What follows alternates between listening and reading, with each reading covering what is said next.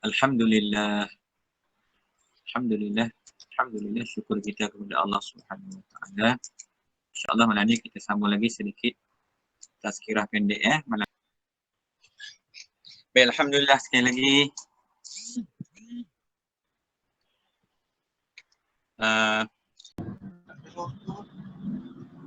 Jadi banyak perkara-perkara yang saya rasa kita dah sesuai, kita dah sharing .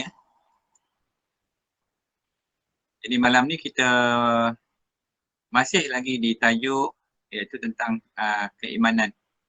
Kita cuba definekan, kita cuba nak jadikan sebagai apa ni kita sebut sebagai kuliah maya kita ni, kuliah maya kita yang berkaitan dengan perkara iman. Okey, itu dekat dah terpapar di situ tentang definasi . Jadi malam ni kita ulang balik sedikit lagi. Saya suka ulang-ulang dan kita tak perlu gapah-gapah, kita nak memahami persoalan-persoalan iman. Jadi ada kisah-kisah yang menarik bagi para pelajar-pelajar yang baru belajar. Jadi bila kita tanya tentang persoalan iman, Islam tu nampak ya. Islam ni jelas nampak Islam. Amal tu nampak. Tapi bila tiba masalah persoalan iman, macam mana kita nak terima realiti dia, hakikat dia bahawasanya kita telah beriman. So iman tu tak nampak. Iman perkara maknawi . Benda maknawi. Jadi memang tak nampak iman tu. Jadi kita nak bincang benda yang tak nampak, memanglah susah. Benda tak nampak ni benda gaib. Jadi seperti mana yang kita sebut, macam mana iman tu datang kepada kita? Iman tu macam mana datang kepada kita? Kita kata kita beriman, ya. Apakah setiap orang Islam tu beriman? Ini persoalan dia. Apakah setiap orang Islam tu beriman? Mungkin ada orang jawab, ya. Dua-dua tu betul. Dia jawab macam mana pun betul. Cuma kita kena definekan benda ni supaya jelas. Tujuan kita bukan nak mencari menghujah siapa salah siapa betul. Kita belajar ni nak memahami. Nak tingkatkan keimanan kita, bukan nak cerita kita orang hebat, kita orang macam orang yang pelajar mutawassik pertengahan atau pelajar muntahi yang tinggi, bukan. Kita nak faham. Kita bukan nak hitung berapa banyak amal kita buat.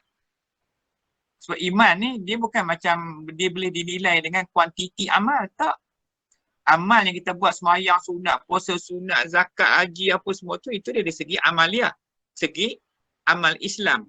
Manakala iman ni perkara yang disabitkan dengan perkara hati, perkara roh, perkara perasaan, perkara jiwa yang kita tak nampak. Baik, semalam dah kita detail dah semalam. Maksud iman tu adalah apa yang disampaikan oleh lidah Rasul. Apa yang Nabi bawa, hafal perkataan macam ni, bagi faham. Bagi faham amal iman ni adalah apa yang kita beriman dengan apa yang disampaikan, dibawa oleh lidah Rasul. Apa yang Nabi sampai, itu iman. Mana kita membenarkan, kita mentasydikkan. Mentasydik ni berarti membenarkan dengan hati, akan apa yang dibawa oleh Nabi SAW. Semalam kita dah terang, iman ada beberapa bahagian. Iman ada dua bahagian. Pertama secara ijmali, satu lagi dengan secara tafsili. Ni cara kita macam ni lagi senang. Saya cuba nak bawa anda sekalian di sini, kita belajar satu-satu. Ni bukan ceramah. Yang kita nak buat ni bukan ceramah. Ni bukan ceramah, ni pengajian. Bila pengajian tu kita kena ikut apa kita nak faham, kita nak belajar. Walaupun ringkas tapi kita nak mengaji. Kalau ceramah ni senang je, perang depan tu wallahu a'lam, habis. So kita ada susunan dia. Macam contoh ada silibus dia. Kalau ceramah ni sekali-sekali je. Tapi yang ni kita buat tiap malam dah ni. Kita dah start tiap malam, kita dah susun dah apa pengajian kita ni. So jadi yang iman kita belajar ni adalah perkara hati. Jadi hati menerima segala apa yang dibawa, yang oleh disampaikan oleh lidah Nabi SAW. Saya bukan suka menggunakan perkataan lidah. Pasal para ulama menggunakan lidah. Maknanya, apa yang keluar daripada mulut Rasulullah. Nabi tak pernah cakap benda yang tak betul. Sebab tu dia panggil Nabi itu ummi. Ummi ni bukan berarti Nabi itu tak pernah mengaji. Nabi tak boleh baca. Ummi ni, maksud ummi ni, Nabi ni, dia tahu apa yang Allah dan Rasul tahu saja. Dan dia tak tahu apa yang manusia ni tahu. Manusia ni tahu apa macam kita. Menipu orang, bohong, putar belit. Itu manusia tahu. Nabi tak tahu yang itu. Sebab Nabi itu maksum. Nabi hanya tahu apa yang Allah dan Rasul tahu saja. Jadi tempat kedudukan pada diri Rasulullah tu perkara yang mengetahui. Sebab dia buat apa dia nak belajar? Buat apa dia nak ngaji macam kita ni? Sebab Malaikat Jibril dah bawa kepada baginda Nabi. Dah hand over orang kata. Dia dah deliver dah kepada Rasulullah. Dan Nabi dah dapat dah. Sebab yang mengajar Nabi ni Allah sendiri. Kita memang ya. Lepas tu Nabi tu ummi, masuk ummi. Jangan kita tuduh, kita andaikan Nabi tu buta huruf. Ummi tu bukan buta huruf. Baik. Kita ya buta huruf. Quran tak habis mengaji, hadis pun tak batal mana hala mengaji. Memang buta huruf sungguh tu. Baik. So jadi, apa pula amalan dia? Dia amal dengan anggota. Pertama, membenarkan. Iqrar bil lisan. Kita iqrar tadi. Iqrar doa apa yang kita iqrar? Asyhadu an la ilaha illallah wa asyhadu anna Muhammadar Rasulullah. Itu iqrar. Maka bila diiqrar, ditasydid. Ditasydid dibenarkan. Dibenarkan dengan hati. Apa yang Rasulullah bawa. Kemudian seterusnya dia amal. Pertama iqrar, kedua tasydid, yang ketiga amal. Jadi kita dah sebut tadi, iman ni macam mana dia datang kat kita? Pelik tak? Asyik orang Melayu je beriman. Pasal apa? Orang Melayu tu semua orang Islam. Oh, orang Islam ni automatik kan dapat iman. Kan Nabi dah sebut, iman tu kena iqrar dulu. Kita tak pernah iqrar pun. Kalau nak iqrar kena ada saksi. Kena iqrar depan saksi, bukan boleh iqrar sendiri-sendiri. Bukan boleh jadi Islam sendiri. Kalau jadi Islam sendiri tu ramai ada orang kafir tu. Dia boleh mengucap. Orang Yahudi pun lagi ramai. Baca Quran lagi.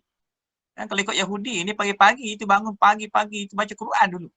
Tapi dia masih tak beriman kepada Allah. Walaupun dia boleh baca Quran. Kemana dengan kita? Ini persoalan yang kita kena fikirkan.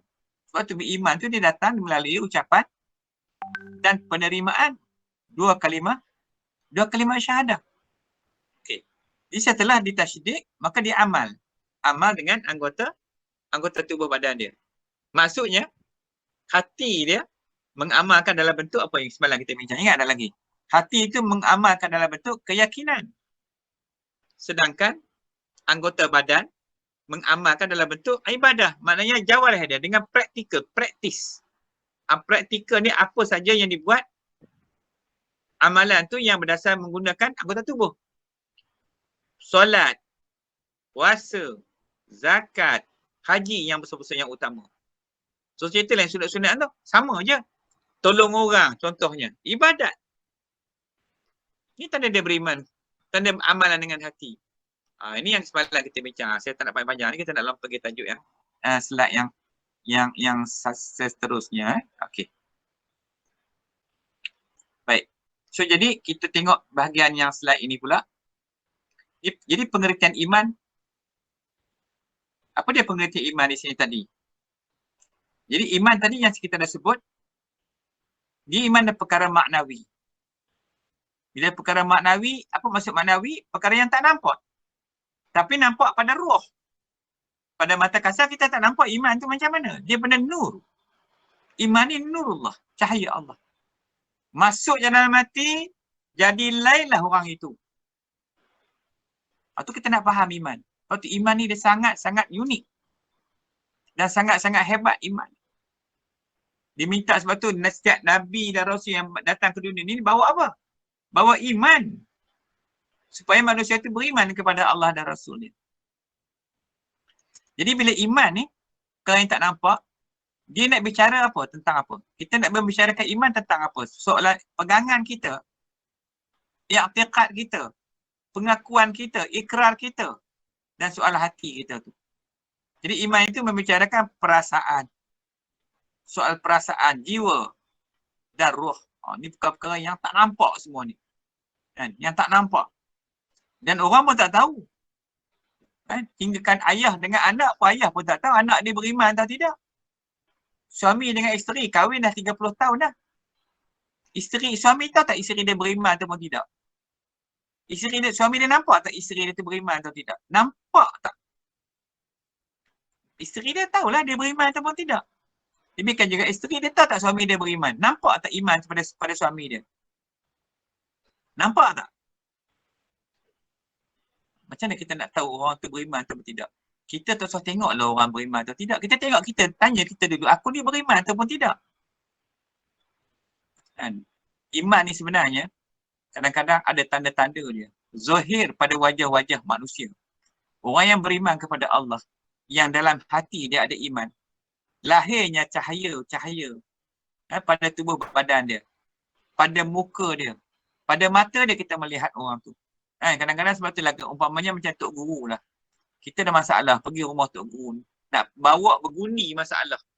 Orang ahli dunia, niaga macam-macam penin, meniaga juta-juta, penin jatuh terduduk, terterak, tertonggeng, barulah nampak Tok Guru. Kalau tidak dia nampak bank, projek. Bawa lah pergi jumpa Tok Guru, bergundi bawa. Sampai Tok Guru. Sampai rumah Tok Guru, Assalamualaikum Tok Guru. Tok Guru pun tengok dia. Naik. Sila naik. Naik apa khabar? Jauh datang, macam mana perjalanan tadi? Tok Guru duk tanya kita. Kan? Tanya-tanya dah 10 minit, 15 minit. Kan? Kita dah terlupa dah nak cerita masalah. Sedar, orang datang hidang air, dah habis setengah jam. Kan? Dah 40 minit. Sembang. Tok Guru, saya nak minta izin balik dulu. Tadi masalah bergundi tu pergi ke mana? Rupanya, pergi berjumpa dengan orang-orang soleh, orang yang beriman kepada Allah. Gugur segala masalah. Selesai semua masalah. Itu dia kekuatan iman. Kalau kita nak tengok, kalau kita faham tentang keimanan ni, iman ni sangat dahsyat. Iman ni boleh menaikkan tsunami di lautan. Iman ini boleh menurunkan ribut daripada langit. Iman ini boleh meruntuhkan gunung ganang, bukit bukau. Itu kekuatan iman.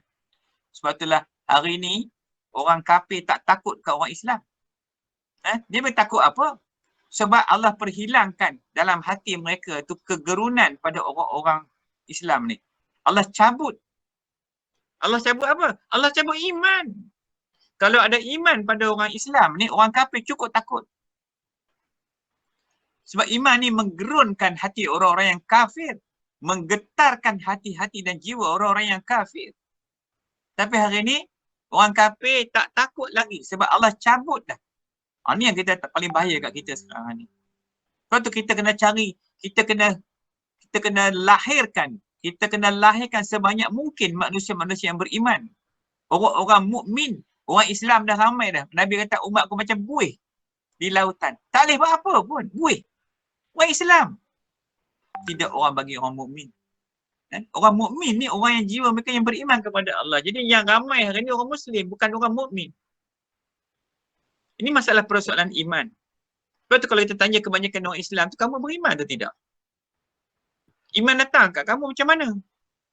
Cuba tanya tengok. Tanya diri kita, tanya kawan-kawan kita, tanya anak-anak kita, suami kita, isteri kita, tanya keluarga kita rapat-rapat dulu kawan-kawan. Cuba kita belajar fikir tengok. Macam mana ya? Iman datang kat kita. Allah campak gitu je ke? Pasal kita orang Islam.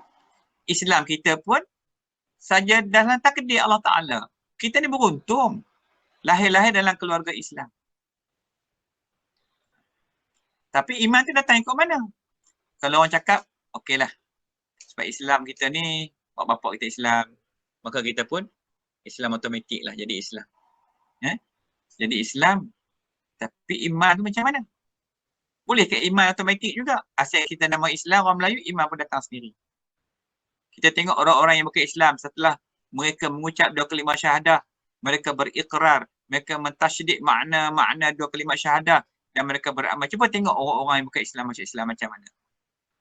Tengok mereka sangat hebat dakwah kepada orang bukan Islam. Sebab apa? Sebab orang-orang yang menerima agama ni dia dapat merasai bahawa sangat hebat agama ni.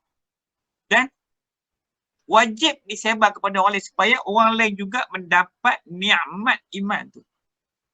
Itu orang yang boleh nilai pasal mereka dulu bukan orang Islam. Ramailah kalau saya nak bagi contoh malam ni. Ramai orang bukan Islam. Contohnya dekat United Kingdom, Yusuf Haslam. Tengok apa dia buat. Umat Islam yang kata Islam daripada kecil ni pun tak boleh buat. Mereka boleh buat. Kenapa? Kerana mereka masuk dengan niat menjadi Muslim, menjadi mukmin. Kita orang Melayu ada tak kita niat nak jadi orang Islam ataupun orang beriman? Tak ada dah. Kita niat ni biasa je. Tak payah kita orang Islam dah. Ada Islam, dah beriman dah. Sebab kalau kita mengaji, baru kita tahu kita ni entah ya atau tidak orang beriman. Dia bila tak mengaji jadi beginilah. Nak faham tu. Sebab tu iman tu dia kena datang daripada package dia dengan mengucap dua kalimah syahadah. Syahadah tu dulu datang. Sebab syahadah ni roh. Menghidupkan segala amal-amal yang lain. Yang dalam Islam, yang iman, yang juga dalam ihsannya. Okey, baik. So, jadi, ini persoalan utama dia. Jadi, nak iman ni nak bicara persoalan jiwa kita. Perasaan jiwa, roh. Jadi, kalau kita nak ukurlah iman dengan perbuatan ibadat, tak kena itu. Iman tak boleh diukur dengan orang ni semayang banyak, zikir banyak, puasa banyak. Dia nak ukur macam mana? Itu amalan Islam. Memang itu dah Allah dah tetap dah. Amalan Islam. Tapi amalan iman bagaimana amalan iman pula? Bolehkah dia ma'rifah kepada Allah? Sebab iman ni kena ma'rifah. Dia kena mengenal akan Allah. Seperti disebut awwaluddin ma'rifatullah. Awal-awal agama adalah ma'rifah. Ma'rifah ni kenal akan Allah. Kenal, maksud kenal kepada Allah tu dia mengenali akan Allah. Kenal dengan rasa hati dia. Kenal dengan jiwa dia. Kenal dengan perasaan dia. Kenal dengan roh dia. Itu Allah. Kalau selagi perasaan kita, roh kita, jiwa kita tak dapat menghadirkan Allah di sisi kita pada setiap saat, maka kita belum lagi mencapai keimanan tu. Mungkin tak tahu lagi duduk Islam tu lagi belum sampai masuk orang yang beriman. Iman tu belum masuk lagi ke dalam hati kita. Iman ni cahaya. Dia hanya masuk di hati. Hati ni raja. Hati ni adalah raja. Raja ni dia menguasai seluruh roh, seluruh tubuh badan kita. Wa imma dalam ataupun luaran. Bila roh tu, bila iman masuk ke dalam hati, hati ni raja, hati ni akan bawa pula, akan pancarkan nur iman ke seluruh anggota tubuh badan dia. Bila hati memancarkan iman, cahaya iman ke lidah, maka jadilah lidah tu lidah yang mukmin. Dia tak cakap merapu, tak mengata orang, tak itu, tak ini. Apabila hati memancarkan iman tadi ke mata, maka mata tu jadi mata yang mukmin. Macam mana rupa mata yang mukmin? Tak melihat benda haram, tak melihat benda maksiat. Itu mata mukmin. Bila hati memancarkan nur iman tadi ke tangan, tangan jadi tangan yang mukmin. Nur duk type FB hari-hari buat apa? Maksiat je banyak. Type itu, type ini, bukan dapat faedah. Tangan tak beriman. Bila hati memancarkan cahaya iman ke kaki, maka kaki itu akan berjalan ke tempat yang mulia. Bila hati pancar ke jiwa dia, perasaan dia, maka menendang keluarkan segala sifat-sifat mazmumah. Segala sifat-sifat cela yang dicela oleh syarak. Itu iman. Kita kena tanya kita balik, aku adakah macam itu? Rasa-rasa belum lagi. Belum lagi beriman. Baru jadi Muslim. Jadi kita kena belajarlah sebab ilmu ni, jangan ingat iman ni duduk pada ilmu tauhid saja. Soal iman bukan soal ilmu tauhid. Memang dalam pengajian ilmu tauhid. Tapi konten dia tu, isi dia tu adalah untuk menghampirkan diri kita kepada Allah. Sebagai satu konsep ta'abud kita. Pengabdian kita, ubudiah kita kepada Allah Subhanahu wa ta'ala. Maknanya sentiasa Allah tu hadir. Maknanya kita dapat menghadirkan Allah tu setiap masa. Buat apa saja kita nampak Allah. Kita berjalan, keluar rumah, bawa kereta, kita tak nampak kita yang memandu kereta. Kalau kita nampak kita memandu kereta, datanglah perasaan sombong. Oh, kereta aku ni lawa, kereta aku ni hebat, kereta aku ni mahal. Tapi kalau kita pandu kereta dengan Allah, Tak ada rasa apa pun kereta ni. Mahal pun tak ada rasa apa. Sebab kita pandang balik kepada Allah. Semua ni nikmat Tuhan. Hingga kan pergerakan-pergerakan kita pun, percakapan kita, semua milik Tuhan. Ni yang saya nak cakap sekejap lagi ni. 5 minit ke depan lagi. Allah dah takdir dah. Allah dah tentu dah. Mu kena cakap gini. Semua Allah yang nyusun. Kita berkata apa? Ini benda dia. Baik. So jadi, iman tu perkara yang melibatkan kepercayaan dan keyakinan. Satu percaya, satu yakin. Percaya satu. Percaya tak Allah tu ada? Percaya. Yakin tak? Yakin, mestilah kena yakin. Tak yakin Allah. Kalau tak yakin Allah, duduk pada martabat apa? Sama ada syak, zan atau waham. Yakin kena 100% yakin. Tak boleh miss langsung, kena pegang bahasanya Allah lah Tuhan yang wajibul wujud. Allah lah zat Tuhan yang Maha Esa. Dia satu je. Nak yakin tu bukan senang. Kalau kita tak mengaji, kalau kita tak belajar sungguh-sungguh. Iman kena mengaji, tuan-tuan dan puan, malam ni yang mana ikut program mana ni. Iman kita kena belajar betul-betul, kena faham sungguh-sungguh. Baik. Jadi, iman tu perkara yang kita tidak boleh pandang dengan mata. Tak nampak. Kita nak rasa dengan lidah, tak boleh.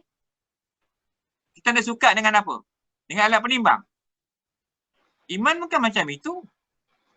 Kalau senanglah kita boleh suka, boleh timbang. Sebab iman ni dia sebut tadi. Iman ni perkara ghaib. Yang mengenal Allah itu roh. Roh kita yang ketika di alam lahut yang telah mengenal Tuhan. Roh itulah yang duduk dalam badan kita sekarang ni.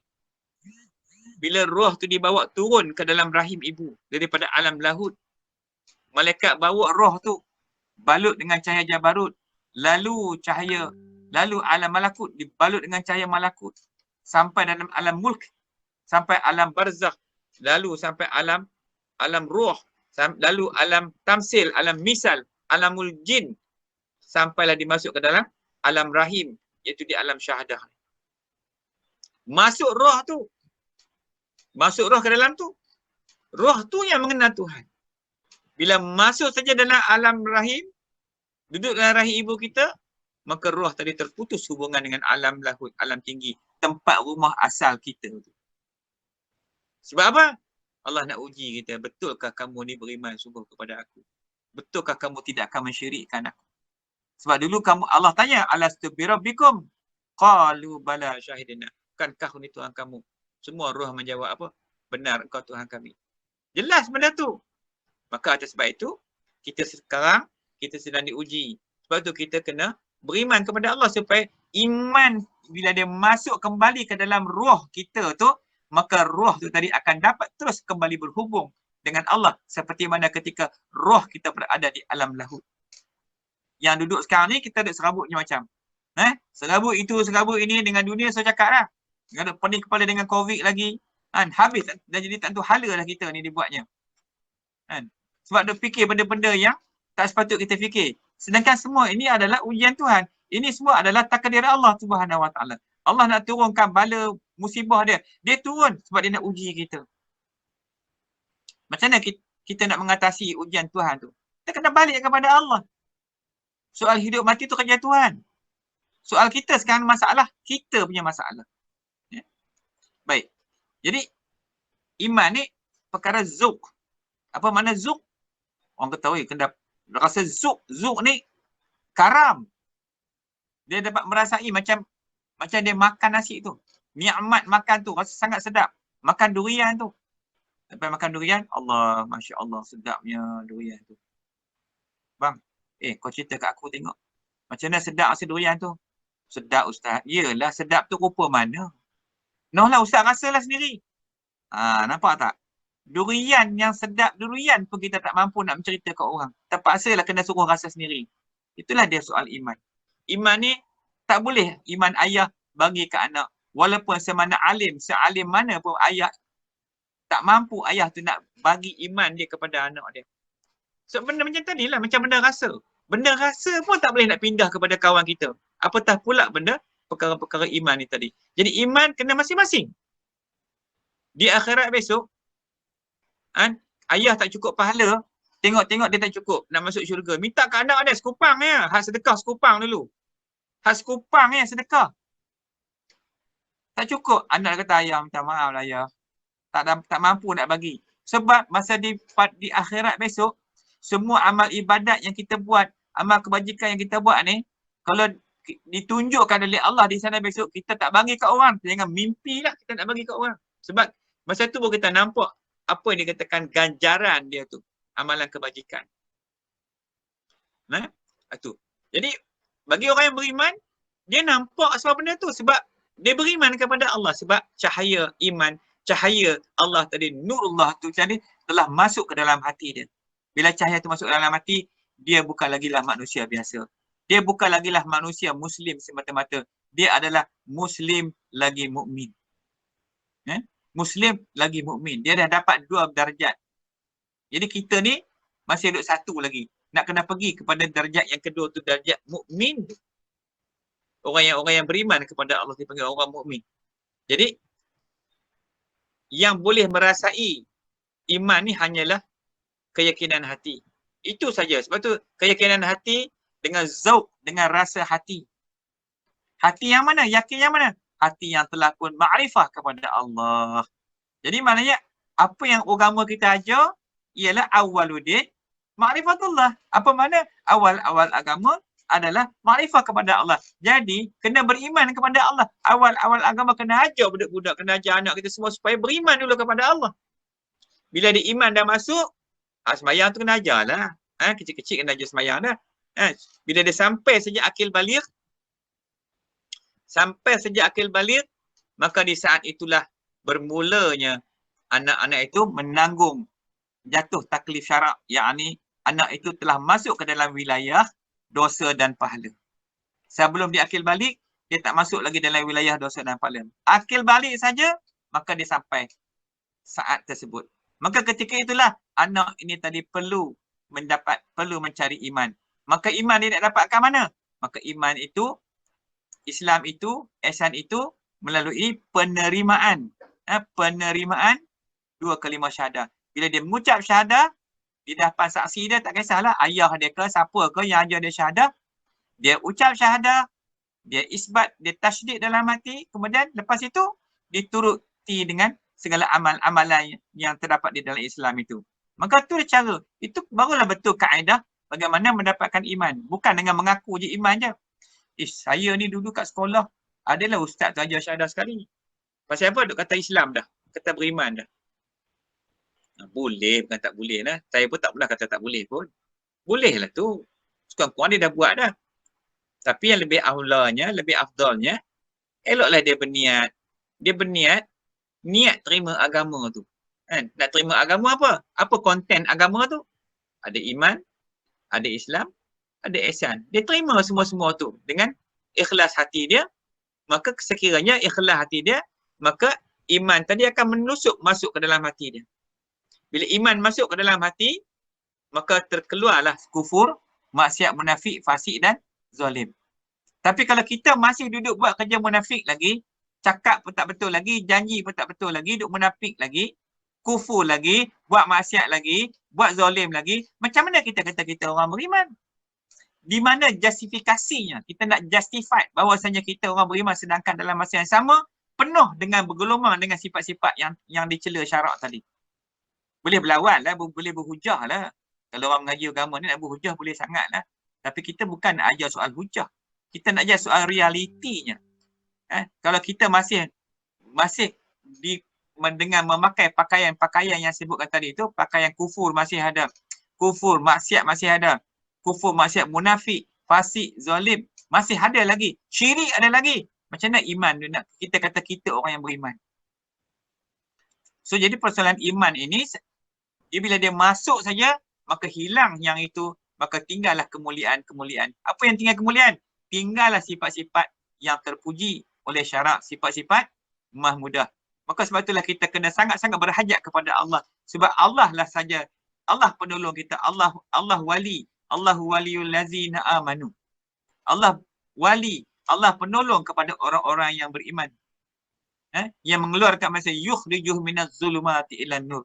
Dia yang mengeluarkan manusia daripada kegelapan zulmat ila nur. Zulmat tu yang katakan benda kufur maksiat tu tadi. Manakala iman tu apa? Iman itu adalah segala ketaatan kita kepada Allah tu. Cahaya tu tadi mengeluar kepada cahaya ilahiyah, cahaya iman, iman Islam ihsan tu.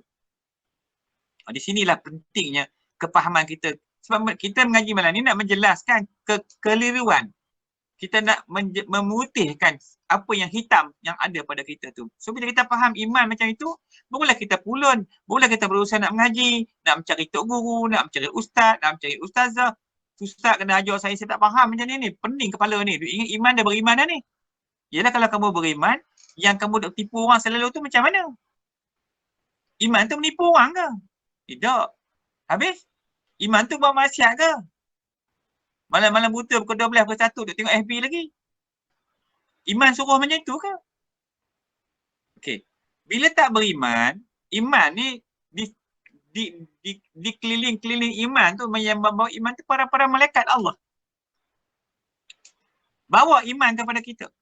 Sebab tu orang yang menerima syahadah tu, dia terima iman Islam ihsan tu, maknanya malaikat bawa masuk dalam hati tu, letak dalam hati. Letak dalam hati tu. Bila letak dalam hati tu, maka kejap-kejap itu juga kufur maksiat akan terpelanting keluar. Itu kehebatan iman. Sebab tu tengok orang bukan Islam, orang kafir yang masuk Islam ni, kalau betul gaya dia masuk, kita tengok Masya Allah, sangat hebat mereka ni. Sebab dia niat masuk Islam. Kita ni tak apa niat. Kita tak niat sangat. Okey, baik. So jadi, jika sekiranya kita tiada makrifah kepada Allah, bagaimana perkara yakin tadi dan iman kepada Allah boleh duduk berada dalam hati kita?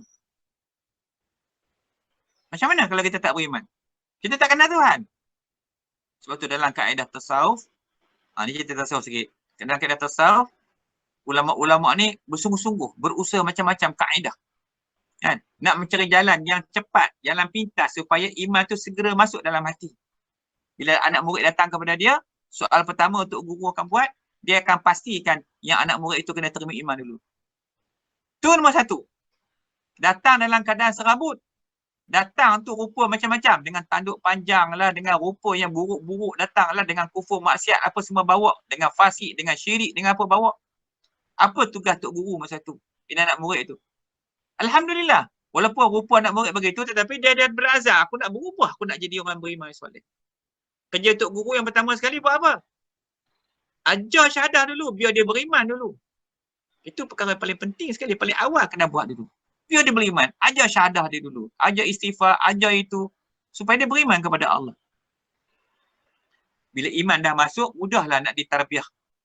Nak dididik. Anak-anak tersebut. Anak murid tersebut. Begitu. Jadi, maknanya ringkasnya untuk sampai ke peringkat keyakinan, hendaklah mengenal Allah. Kena kenal akan Allah Subhanahu Wa Taala. Itu yang bahagian yang kita boleh kongsi. Baik, kemudian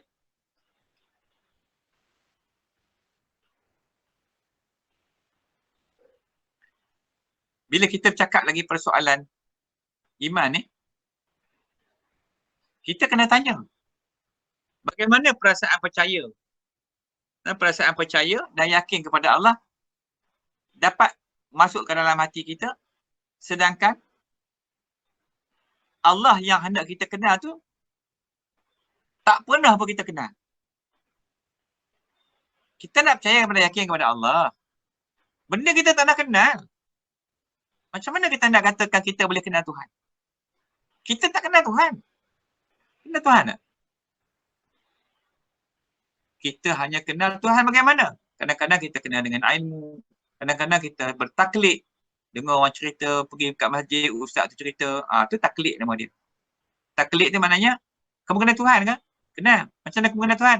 Tu, mengaji kat ustaz tu. Itu nama dia taklid. Mengikut apa yang tu ustaz yang kita belajar tu. Sedangkan dalam masalah iman, kita tak boleh bertaklid. Kita kena kenal sendiri dengan Allah. Hak taklid tu tak apa untuk peringkat awal mengaji. Kena. Peringkat awal mengaji, kena taklid dulu. Lepas tu dah tak boleh dah. Kita kena keluar daripada taklid itu. Jangan diikat oleh taklid. Duduk sendiri, kita kenal Allah sendiri. Bukan lagi dengan kenal melalui guru tu. Guru tu memang kerja dia betul dah tu. Dia ajar kita dulu, lepas tu dia akan pesan kita. Lepas ni kamu tak boleh lagi taklid dengan aku. Kamu kena sendiri, kamu kena ma'rifah sendiri kepada Allah SWT. Memang sebelum ni kamu kena tahu macam mana? Ustaz tengah jauh, Ustaz tengah jauh, Ustaz tengah jauh gitu. Peringkat awal, ya. Tapi bukan selama-lamanya forever. Kena segera keluar. Baik. Jadi kat sinilah yang agak sukar untuk kita nak percaya benda kita tak kenal. Kita tak kenal benda tu. So jadi apa yang kita nak perlu buat pada malam ini? Ringkas cerita lah. Baik, so Nazri kita tengok slide yang seterusnya. Satu lagi. Okey, kita tengok lagi satu slide lagi. Ini saya malam ni kita cuba buat dengan slide. Saya nampak program ni makin menarik ya. Tak tahulah orang lain punya pandangan macam mana kan. Kita dah mula improve kita punya presentation kuliah ada slide. Dulu kita buat kuliah pakai voicemail.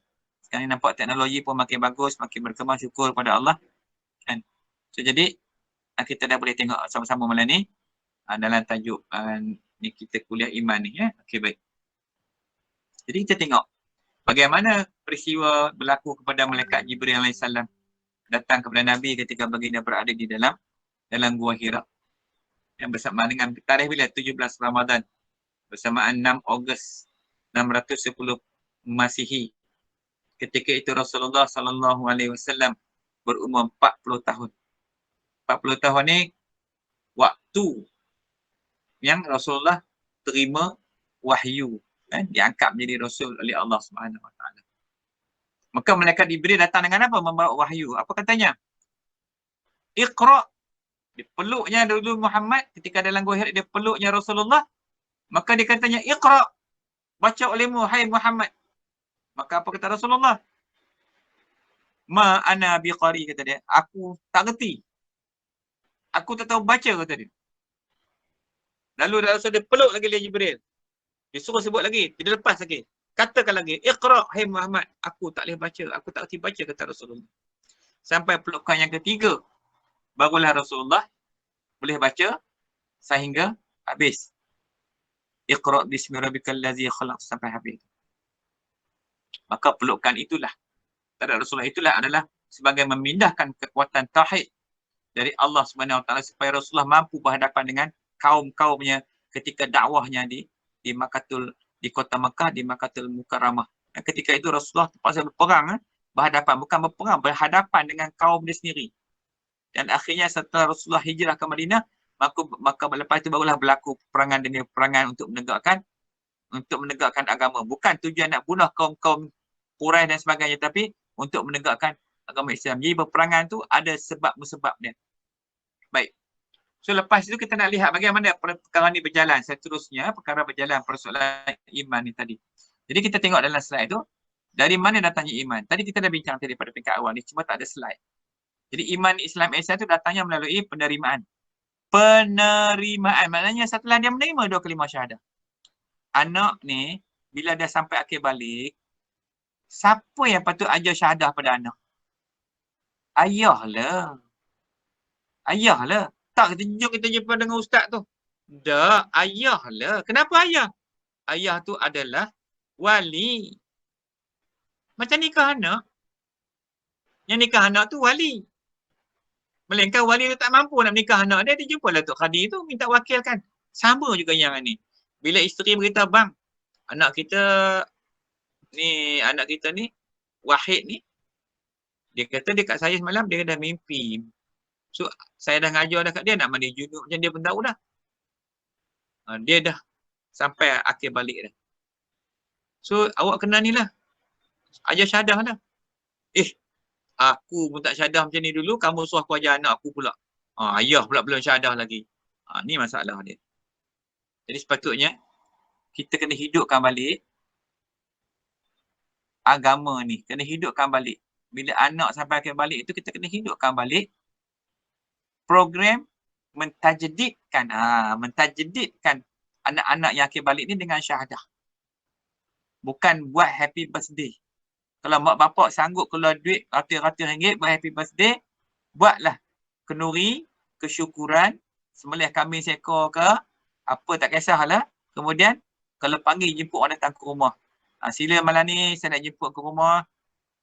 Orang tanya untuk kenduri apa bang? Kita nak buat majlis. Anak saya ada akhir balik dah. Ni tuan-tuan.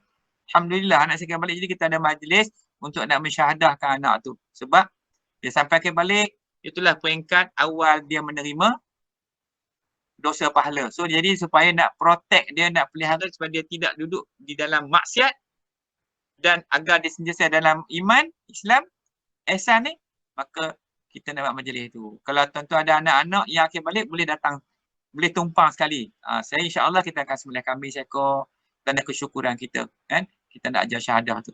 Sebab itulah orang yang mengucap dia kalimah syahadah, lepas dia terima syahadah tu dia buat kunia kesyukuran. Sebab syahadah ni bila kita ucap dia, bergegar di tiang arah di langit tu.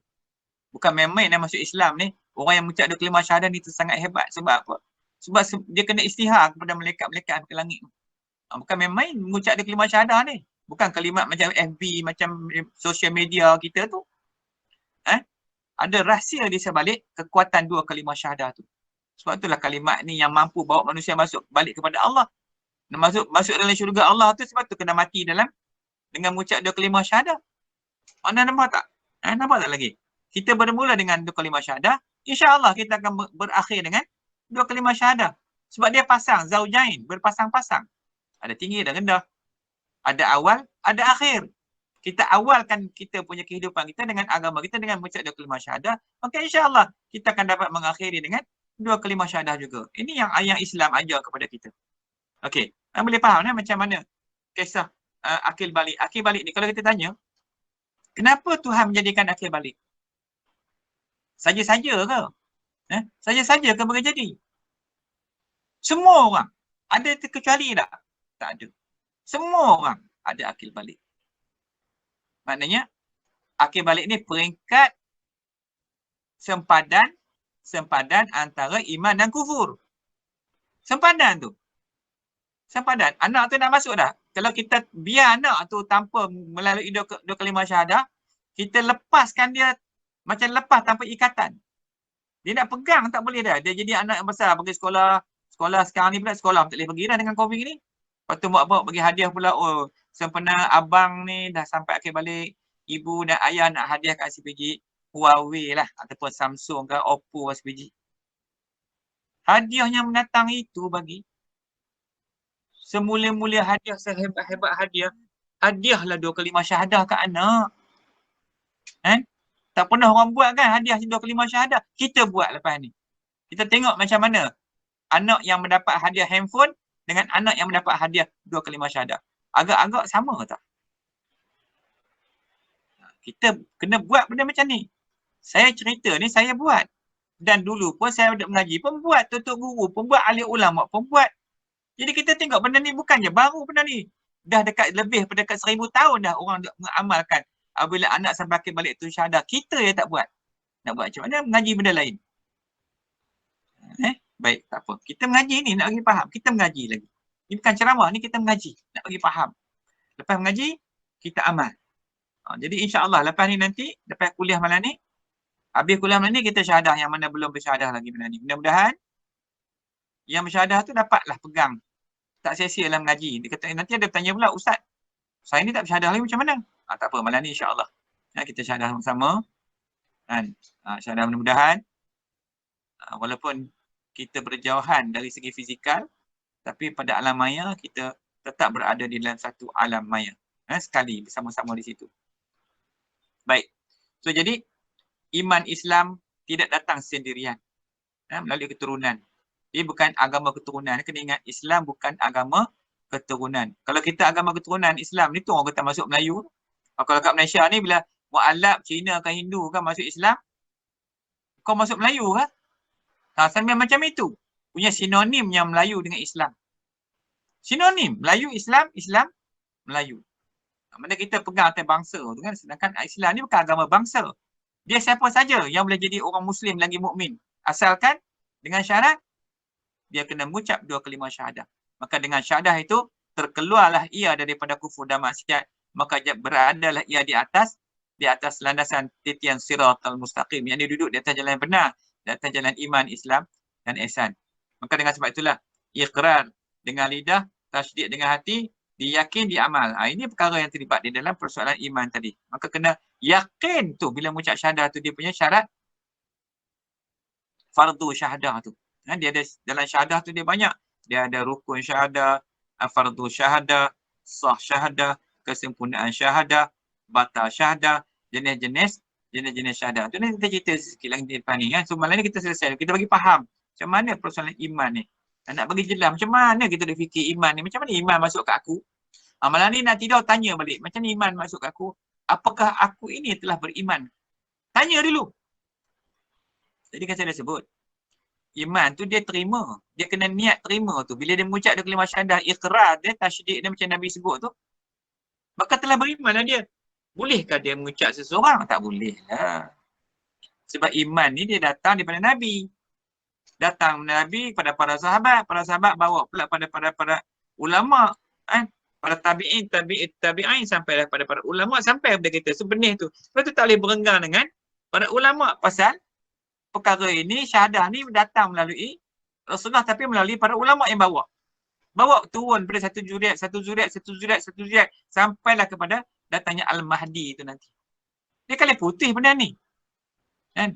Tapi dia datang bukan bentuk nampak. Bukan nampak sebiji macam kita naik proton EX50. Bukan macam itu berjagai sebiji itu. Dia datang melalui dua kalimat syahadah. Sebenarnya tuan-tuan dan puan, saya nak cerita pengalaman kita lah. Saya ada buat jelajah syahadah ni kita tengok. Orang ni tak peduli nak mengaji pasal bab syahadah. Tanya orang tak tahu pasal bab syahadah. Macam dah hilang dah. Rukun Islam tu 5 macam ni, dia hilang 1 dah.